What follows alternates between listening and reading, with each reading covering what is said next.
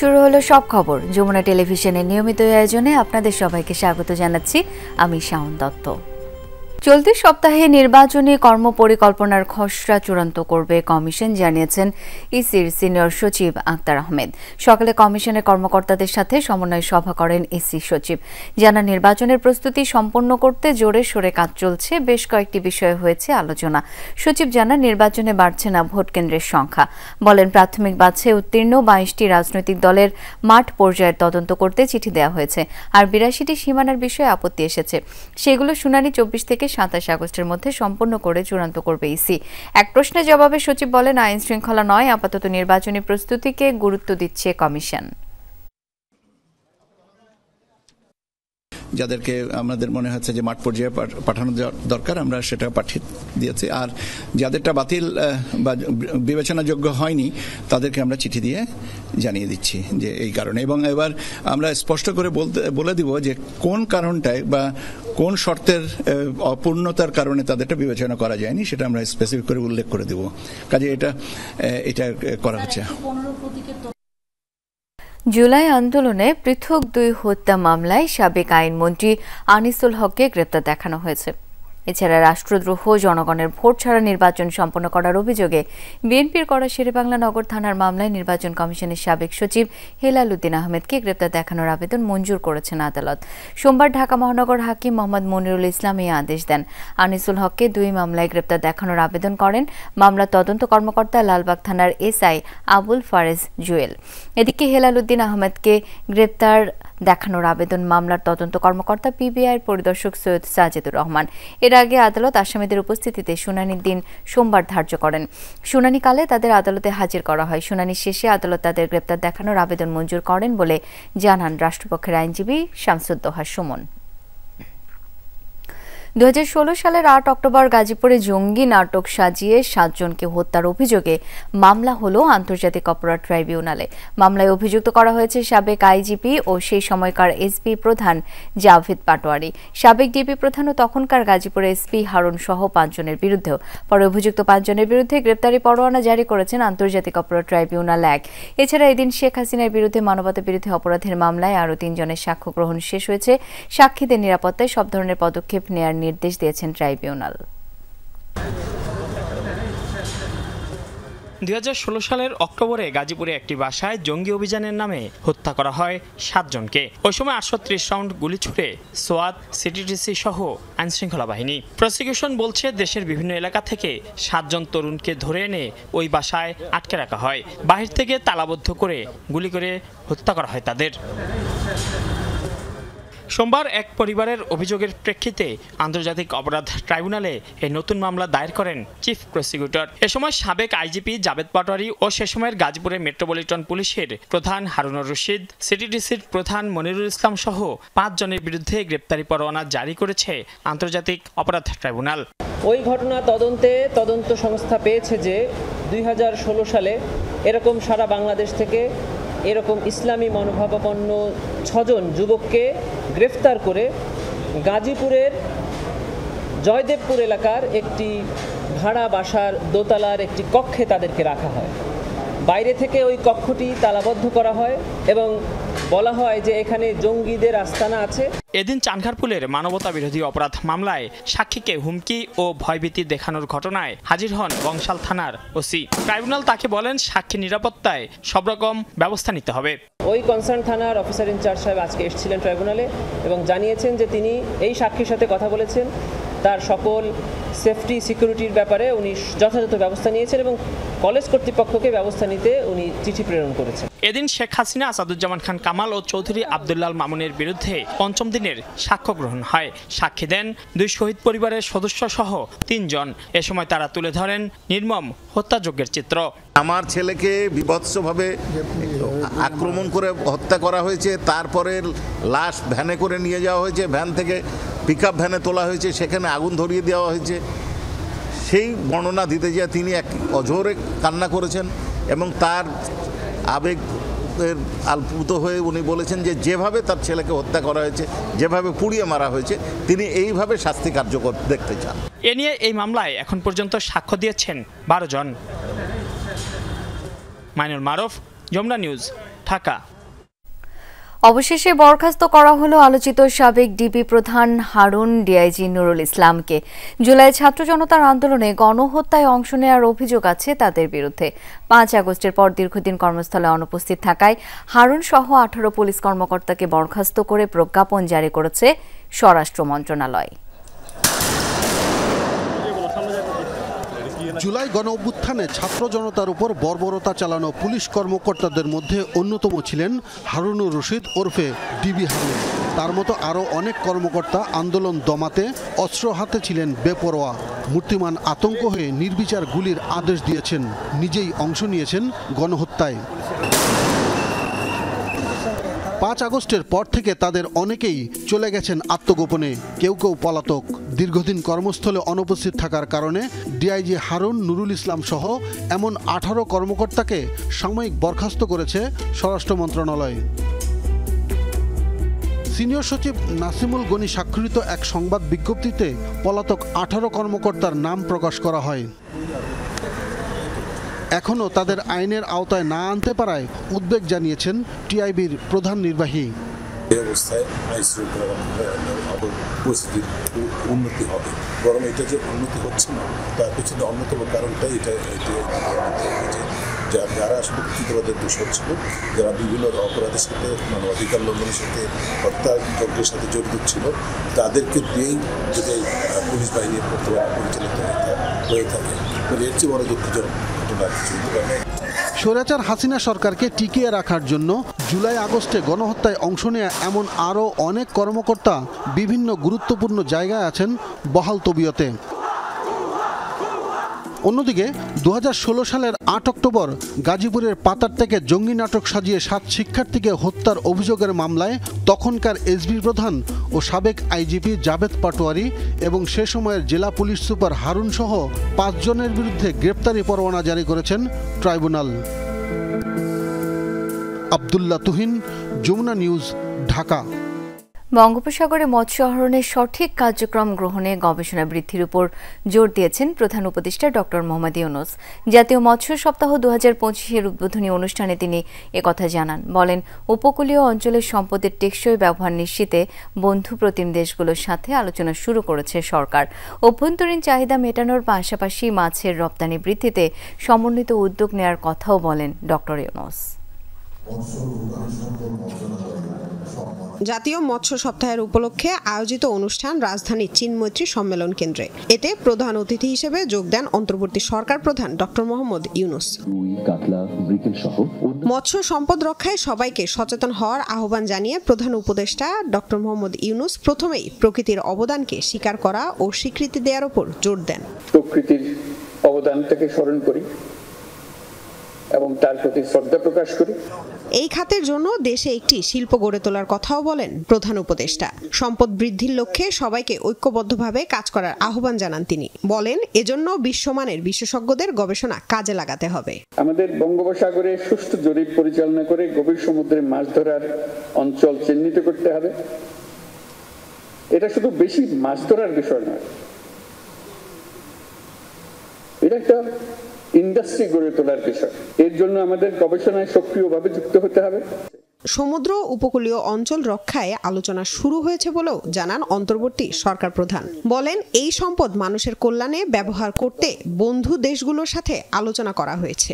সমুদ্র উপকূলীয় অঞ্চলের সম্পদ ও পরিবেশের টেকসই ব্যবহার নিশ্চিত করতে আমরা আমাদের বন্ধু দেশগুলোর সঙ্গে আলোচনা শুরু করেছি, যাতে করে আমরা এই সম্পদের স্বীকৃতি দিই এবং মানুষের কল্যাণে সেই সম্পদ ব্যবহার করার সুযোগ থেকে আমরা এখনো সমুদ্রের জগতে প্রবেশ করতে পারিনি। এই খাতটি আমাদের অর্থনীতির জন্য একটা নতুন বাংলাদেশ সৃষ্টি করতে পারে। অপরিকল্পিতভাবে অবকাঠামো নির্মাণ, পরিবেশ ধ্বংসের কারণে বাংলাদেশের মতো দেশে সুস্বাস্থ্য নিয়ে থাকা কঠিন হয়ে যাচ্ছে। তাই প্রকৃতির প্রতি সদয় হতে আহ্বান জানান প্রধান উপদেষ্টা।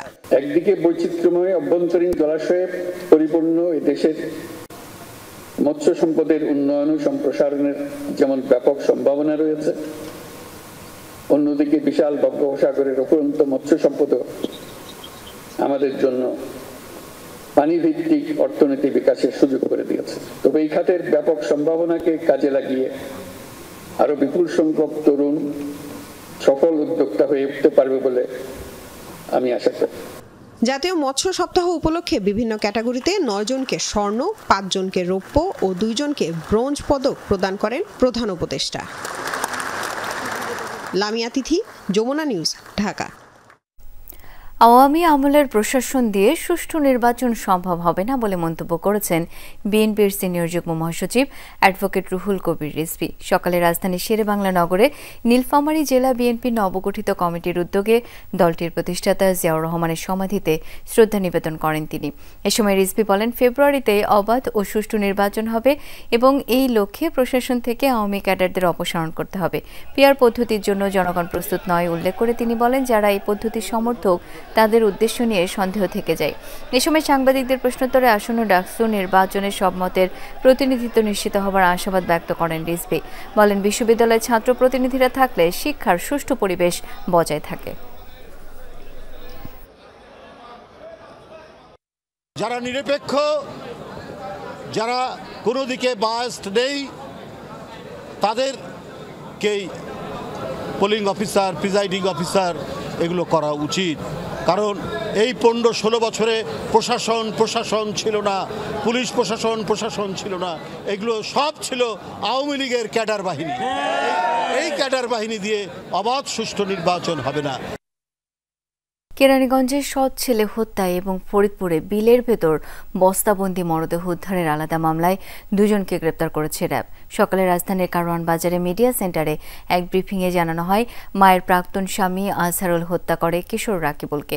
অন্যদিকে ফরিদপুরে বিল থেকে বস্তাবন্দি লাশ উদ্ধারের ঘটনায় জানানো হয়, সমকামিতার সম্পর্ক ছিন্ন করাকে কেন্দ্র করে রেদওয়ানকে বাসায় ডেকে খুন করে জহুরুল মুন্সি। টিমের নাম হলো রাকিবুল সর্দার, তার বয়স হলো 14। মায়ের সাথে কেরানীগঞ্জ থাকতেন কিশোর রাকিবুল সর্দার, কাজ করতেন একটি কারখানায়। হঠাৎ একদিন নিখোঁজ হয়ে যান রাকিবুল। অনেক খোঁজাখুঁজির পর গেল শনিবার চুনকুটিয়া পশ্চিমপাড়ার একটি বাসা থেকে রাকিবুলের মরদেহ উদ্ধার করে পুলিশ। চাঞ্চল্যকর এই ঘটনার তদন্তে নামে র্যাব। গ্রেফতার করা হয় রকিবুলের মায়ের প্রাক্তন স্বামী আজহারুলকে। বেরিয়ে আসে হত্যার কারণ। সকালে রাজধানীর কারওয়ান বাজারে সংস্থাটির মিডিয়া সেন্টারে এ তথ্য জানায় র্যাব। মূলত রাকিবুলের মায়ের সাথে নতুন করে সংসারের প্রস্তাবকে কেন্দ্র করে অপহরণের পর হত্যা করা হয় কিশোর রাকিবুলকে। মূলত সে চাচ্ছিল যে সংসারটা টিকে থাক, কিন্তু তফুরা বেগম কিছুতেই রাজি হচ্ছিল না। তার অনেক ক্ষোভ ছিল, অনেক কষ্ট ছিল। তারপর তার ছেলেকে নিয়ে আসে, সর্দার রাকিবুলকে নিয়ে আসে তার বাসায়।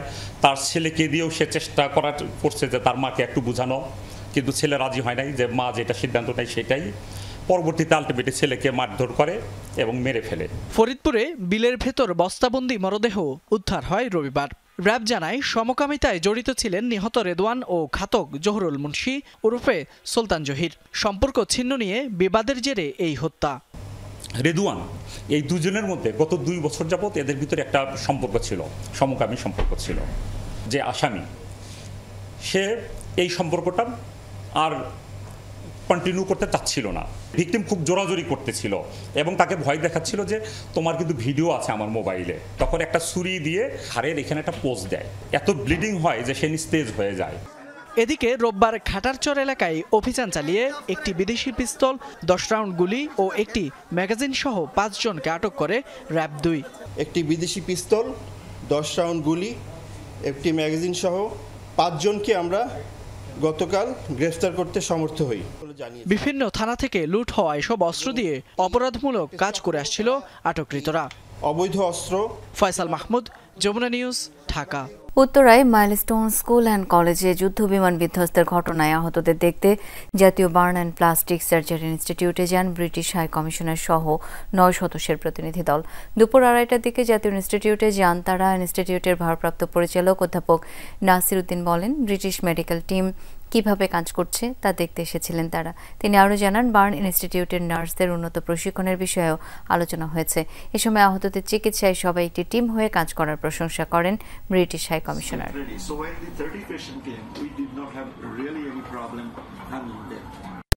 ওনাদের ডাক্তার এবং মেডিকেল পার্সোনাল কীভাবে কাজ করছে সেই বিষয়টাই দেখতে এবং তাদেরকে সাপোর্ট দেওয়ার জন্য আসছেন। একই সঙ্গে আমাদের যারা টিম মেম্বার ছিলেন তাদের সঙ্গে উনি কথা বলেছেন এবং আমাদের যেভাবে অর্গানাইজডভাবে আমরা কাজগুলো করার চেষ্টা করছি সেটাতে উনি প্রশংসা করেছেন।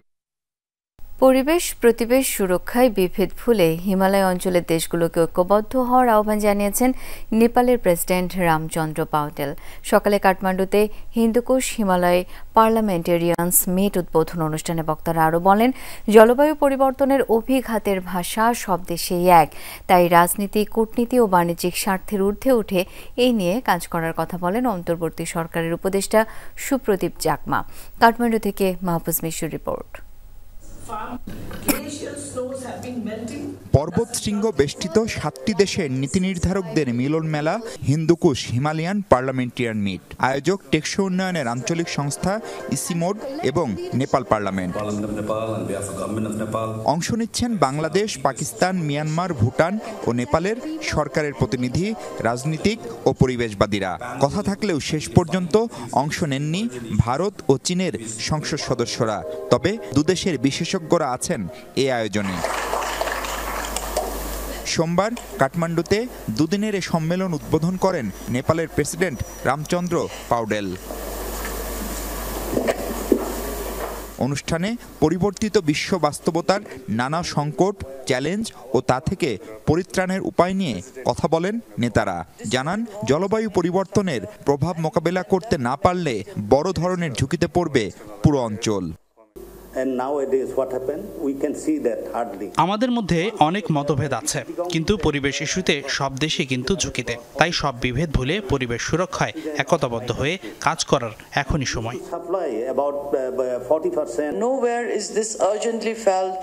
দুর্যোগ কিন্তু বাড়ছে সব দেশেই। খেয়াল করে দেখুন, বন্যা, ঝড় বা দূষণ, খরার মতো বিপদ সবখানে একই রকম।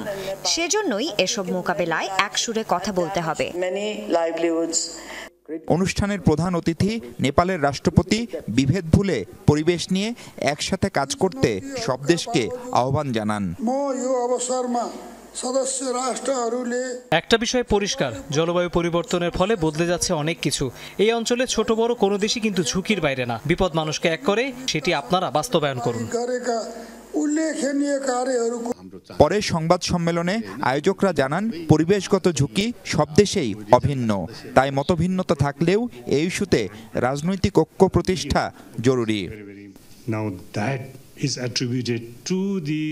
আমরা সব দেশের আইন প্রণেতাদের একসাথে করতে চেয়েছি, কারণ তারা জনগণের প্রতিনিধি, তাদের ভাষা বোঝেন। এ ধারা বজায় থাকবে। চীন ও ভারতের আইন প্রণেতারা অধিবেশন থাকায় আসতে পারেননি, তবে তাদের অন্যরা কিন্তু আছেন। প্রথমবারের মতো আইন প্রণেতা ও পরিবেশ কর্মীদের আয়োজন থেকে জলবায়ু পরিবর্তনের প্রভাব মোকাবেলায় টেকসই রূপরেখা প্রণয়নের চেষ্টা করছেন উদ্যোক্তারা।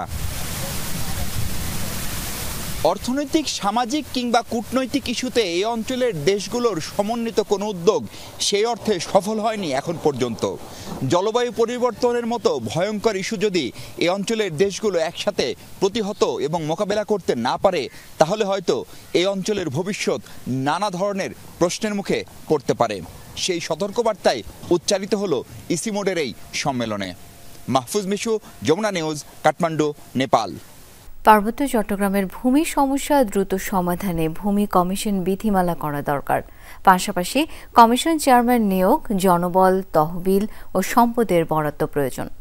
পার্বত্য চট্টগ্রামের ভূমি সমস্যা নিয়ে এক আলোচনায় এসব কথা উঠে এসেছে। বক্তাদের অভিযোগ, ভূমি বিরোধ নিষ্পত্তির পরিবর্তে বাইরের মানুষের বসতি স্থাপন ও জমি ইজারা দেওয়ার ফলে সংকট বাড়ছে। রাঙামাটি, খাগড়াছড়ি এবং বান্দরবান নিয়ে পার্বত্য চট্টগ্রাম। ভূমির মতো এখানে রয়েছে জাতিগত বৈচিত্র্য। ভূমির বন্টন ও ব্যবস্থাপনাও আলাদা। শত বছর ধরে নিজস্ব রীতিতে ভূমি ব্যবহার করে আসছে পাহাড়ের মানুষ। তবে কিছু জটিলতাও রয়েছে। 1997 সালে শান্তি চুক্তির পরও সেটা কাটেনি। পার্বত্য চট্টগ্রাম চুক্তি বাস্তবায়ন পরিষদ বিষয়টি আবারও আলোচনায় এনেছে।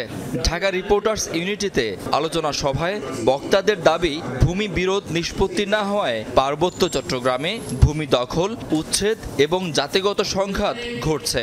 ভূমির যে সংকট, আমার রাজনৈতিক, সামাজিক, অর্থনৈতিক যে সংকট, সাংস্কৃতিক এবং ভাষার যে সংকট, এর একটা সামগ্রিক রাজনৈতিক সমাধান ছাড়া এই সংকট থেকে বেরিয়ে আসার কোনো সুযোগ নেই। আরেকটা কথা উল্লেখ করতে চাই, এর টোটকা কোনো সমাধান নেই। এইটা সংঘাতের সংঘর্ষ জায়গা হয়ে গেছে এবং কোনো সরকার এটা যে আমাদের জনগোষ্ঠী এবং এটা যে আমাদের পার্ট, এটা ইন্টিগ্রাল পার্ট, অবিচ্ছেদ্য অঙ্গ, এটা ভাবতে পারছে না। ভূমি বিরোধের কারণে স্থানীয়দের জীবন ও জীবিকায় সমস্যা দেখা দিচ্ছে বলেও মন্তব্য করেন বক্তারা। এই পার্বত্য অঞ্চলের আদিবাসী, বাঙালি সবাই মিলে ওই অঞ্চলের ভূমি সমস্যা সহ সব সমস্যার সমাধান করে আগাতে হবে, না হলে আমরা দেশের স্বার্থ রক্ষা করতে পারবো না। ভূ রাজনৈতিক কারণে অন্যরা এখানে নানামুখী পদক্ষেপ নেওয়ার সুযোগ পাবে, যা আমাদেরকে ক্ষতিগ্রস্ত করবে। ভূমি কমিশন যে অকার্যকর, এইটা কার্যকর করার জন্য বর্তমান উপদেষ্টা এবং ঐক্যমত্য কমিশনের আলাদা একটা এজেন্ডা করে তাদের নিয়ে বৈঠক করা হবে। বিভিন্ন সময়ে পাহাড়ি মানুষ সাম্প্রদায়িক হামলার শিকার ও গ্রাম জ্বালিয়ে দেওয়ার অভিযোগ করেন বক্তারা।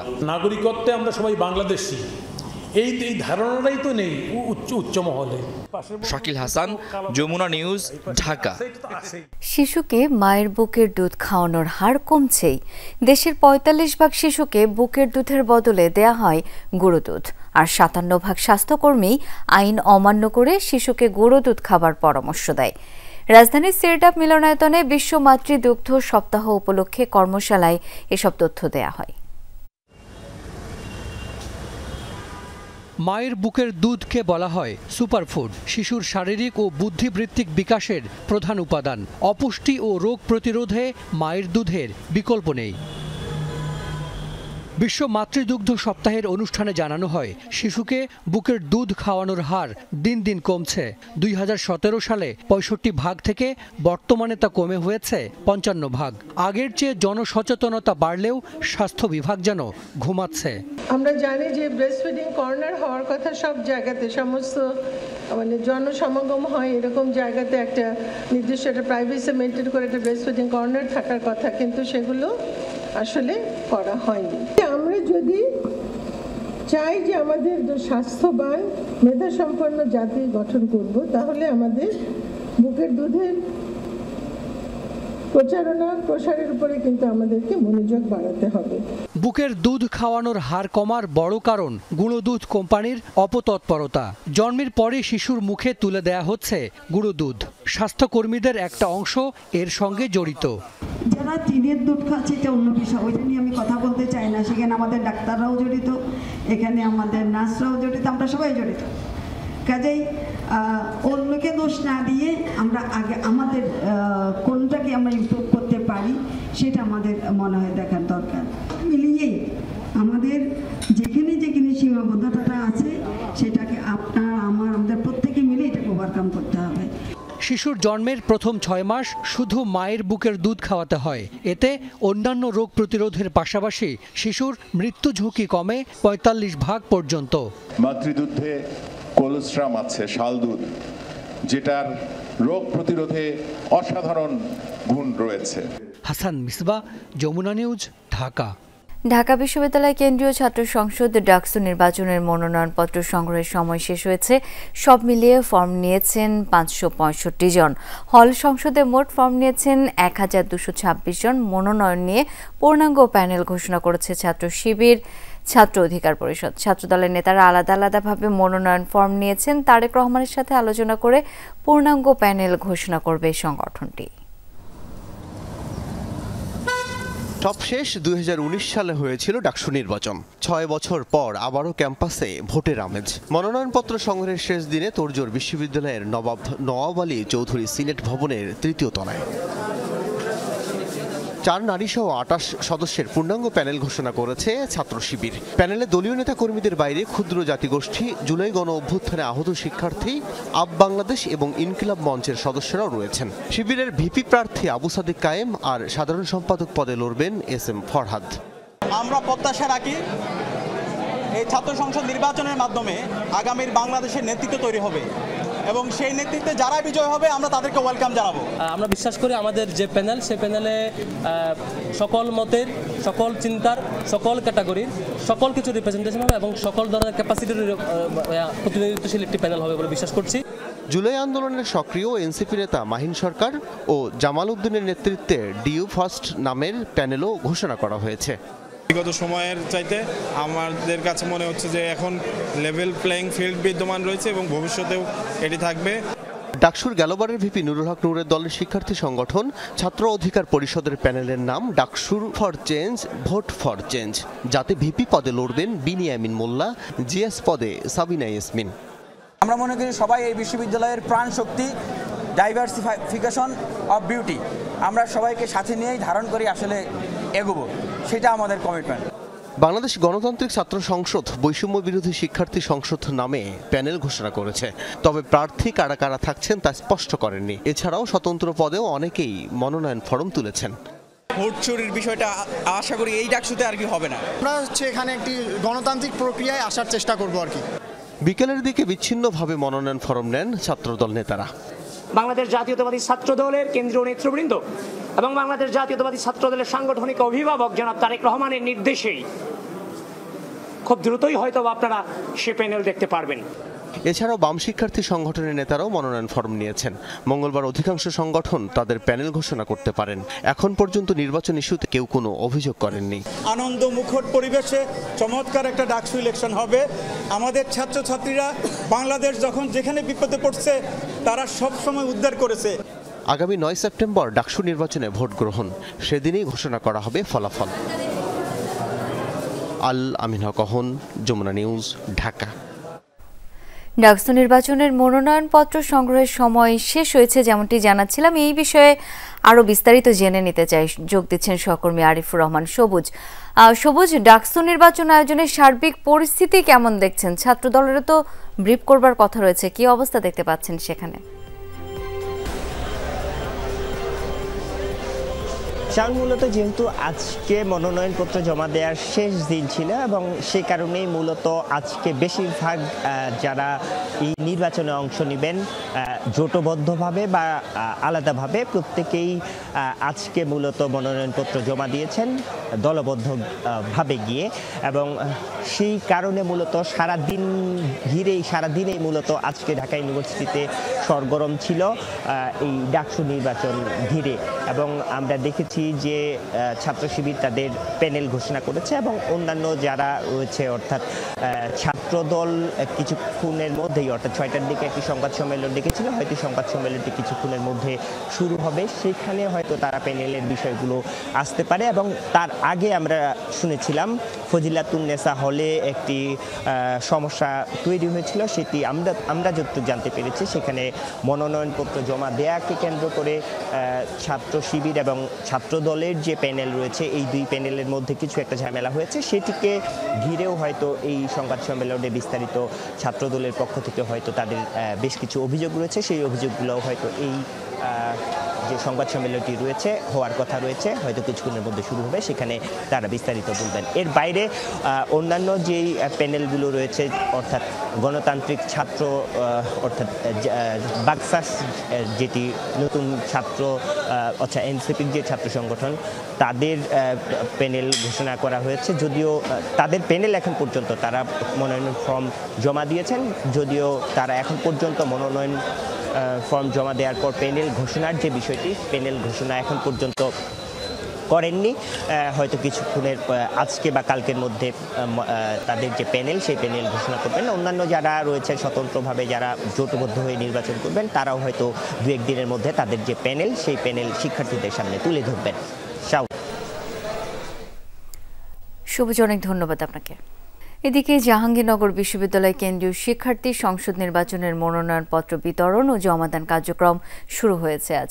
প্রথম দিনে ফর্ম সংগ্রহ করেছেন 20 জন। অন্যদিকে রংপুরে বেগম রোকেয়া বিশ্ববিদ্যালয়ে ছাত্র সংসদ নির্বাচন দাবিতে অনশনরত শিক্ষার্থীদের মধ্যে কয়েকজন অসুস্থ হয়ে পড়েছেন। রংপুরে বেগম রোকেয়া বিশ্ববিদ্যালয়ে ছাত্র সংসদ নির্বাচনের রোডম্যাপ ঘোষণার দাবিতে দীর্ঘদিন ধরেই বিভিন্ন কর্মসূচি পালন করে আসছিলেন শিক্ষার্থীরা। দাবি আদায়ে রোববার দুপুর থেকে অনশনে বসেন আন্দোলনরতরা। উপাচার্য কয়েক দফা শিক্ষার্থীদের অনশন ভাঙাতে গেলেও অনড় অবস্থানে তারা। এরই মধ্যে অসুস্থ হয়ে পড়েছেন বেশ কয়েকজন। তাদের মধ্যে কয়েকজনকে নেওয়া হয়েছে হাসপাতালে। এক বছরেও বেরোবির ছাত্র সংসদ আলোর মুখ দেখেনি। সেই জায়গা থেকে ছাত্ররা, শিক্ষার্থীরা তারা অনশনে বসেছে। অনতিবিলম্বে বেগম রোকেয়া বিশ্ববিদ্যালয় ছাত্র সংসদ বিশ্ববিদ্যালয় আইনে গেজেটভুক্ত করে বিশ্ববিদ্যালয়ের সুনির্দিষ্ট রোডম্যাপ দেওয়া হোক। যতদিন পর্যন্ত না সেটি করা হচ্ছে ততদিন পর্যন্ত আমরা এখানে রাজপথেই থেকে যাব। উপাচার্য বলছেন, ছাত্র সংসদ নির্বাচনের বিষয়টি যেহেতু বিশ্ববিদ্যালয় আইনে নেই, তাই বারবার সরকারের উচ্চ মহলে যোগাযোগ করছেন। এরই মধ্যে সরকারের পক্ষ থেকে 7 সদস্যের কমিটিও গঠন করা হয়েছে। এটি সুরাহার পরই দ্রুত নির্বাচনের রোডম্যাপ ঘোষণার আশ্বাস দেন তিনি। ইউজিসিকে অলরেডি কথা বলেছি যে তারা আজকেই একটা মিটিংয়ের ডেট ঘোষণা করবে। কয়েকটা দিন সময় দেওয়াটা আমি মনে করি আমাদের শিক্ষার্থীদের সকলের নিকট একটা আবেদন। এদিকে জাহাঙ্গীরনগর বিশ্ববিদ্যালয়ে কেন্দ্রীয় শিক্ষার্থী সংসদ নির্বাচনের মনোনয়নপত্র বিতরণ ও জমাদান শুরু হয়েছে। প্রথম দিনে বিভিন্ন পদে মনোনয়নপত্র সংগ্রহ করেন 20 জন। গতকালকে যে তালিকা প্রকাশ করা হয়েছে চূড়ান্ত ভোটার তালিকা, সেখানে আমার নাম আসেনি, কিন্তু আমি একজন বৈধ শিক্ষার্থী। আমাদের দাবি ছিল যে মনোনয়নপত্র আপাতত বিক্রি করা হোক, পরবর্তীতে এই সংযুক্ত কাগজগুলি এবং প্রমাণকগুলি দাখিল সাপেক্ষে মনোনয়নপত্র জমা নেওয়া হোক, কিন্তু সেটি না করার কারণে শিক্ষার্থীরা অনেকটা প্রক্রিয়াগত জটিলতার মধ্যে দিয়ে যাচ্ছেন। আগামী 11 সেপ্টেম্বর জাকসু নির্বাচনের ভোট নেওয়া হবে। জাহিদ হাসান, যমুনা নিউজ। আগামী জাতীয় নির্বাচন সুষ্ঠু ও শান্তিপূর্ণ করতে আইনশৃঙ্খলা বাহিনীতে নতুন নিয়োগ, প্রশিক্ষণ সহ সার্বিক প্রস্তুতি এগিয়ে চলছে বলে জানিয়েছেন স্বরাষ্ট্র উপদেষ্টা জাহাঙ্গীর আলম। সচিবালয়ে আইনশৃঙ্খলা সংক্রান্ত উপদেষ্টা কমিটির বৈঠক শেষে ব্রিফিংয়ে কথা জানান তিনি। বলেন, অন্তর্বর্তী সরকার 15,851 জন পুলিশ ও 4,469 জন বিজিবি সদস্য নিয়োগ দিয়েছে। এছাড়া আনসারে 5,551 জন, কারা অধিদপ্তরে 1,558 জনকে নিয়োগ দেওয়া হয়েছে।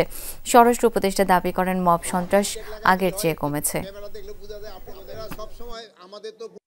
ইলেকশনের আগেই আমাদের এই পর্যন্ত কিন্তু 15,851 জন পুলিশ আমরা নতুন নিয়োগ দিয়েছি, যারা ইলেকশনের আগে হয়ে যাবে। তারপরে আমাদের বিজিবিতে হলো 4,469 জন। ফুল দেওয়ার ক্ষেত্রে, বাধা দেওয়ার ক্ষেত্রে যেন কোনো রকমের অপ্রীতিকর ঘটনা না ঘটে, এই ব্যাপারে আমাদের নির্দেশনা আছে। জাতিসংঘ কর্তৃক ক্ষতিপূরণের অর্থ বন্টন, শক্তিশালী তদন্ত কমিটি গঠন সহ 10 দফা দাবিতে মানববন্ধন করেছে ইরাক কুয়েত প্রত্যাগত বাংলাদেশি কল্যাণ সমিতি। সকালে জাতীয় প্রেস ক্লাবের সামনে কর্মসূচির আয়োজন করা হয়। এতে সভাপতিত্ব করেন কাজী নজরুল ইসলাম।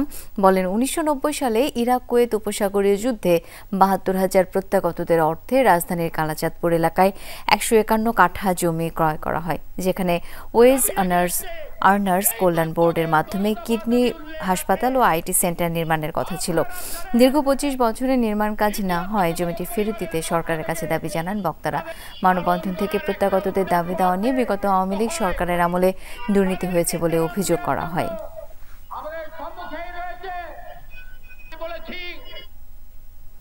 এই ছিল আজকে সব খবরের আয়োজন। ধন্যবাদ এতক্ষণ সাথে থাকার জন্য।